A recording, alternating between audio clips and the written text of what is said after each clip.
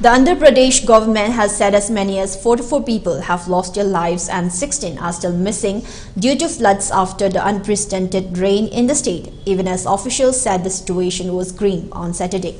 The India Meteorological Department IMD office in Amaravati has said heavy to very heavy rainfall in parts of Ravalasima and south coastal Andhra, particularly Chittoor and Nellore, in the next 3 to 4 days. The state government has put district authorities on a high alert due to possible breach of tanks that are already filled to the brim due to recent heavy rains, leading to inundation of villages downstream. According to the Andhra government statement, 1,990 villages in the Kadapa, Chittoor, Anantapur and Nellore districts have been affected by the floods.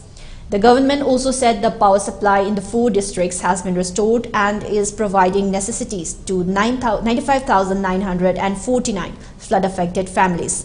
It has also announced expediting the payment of compensation in respect of fully damaged and partially damaged houses by the floods.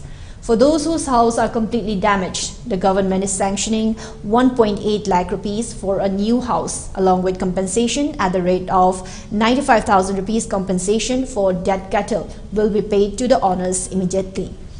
An enumeration has been directed to be completed expeditiously in respect of crop compensation. The state government has also directed district collectors to give immediate reports regarding their rehabilitation of roads and assess immediately upon receipt of these reports and prioritize and fund these tasks. Earlier, the government decided to provide 25 kg of rice, 1 kg of red gram dal, palm oil, 1 liter per family, 1 kg each of onions and potatoes for families in these affected districts. Andhra Pradesh Chief Minister Y.S. Jagan Mohan Reddy conducted an aerial survey of affected areas and reviewed the flood situation with the district collectors on Saturday.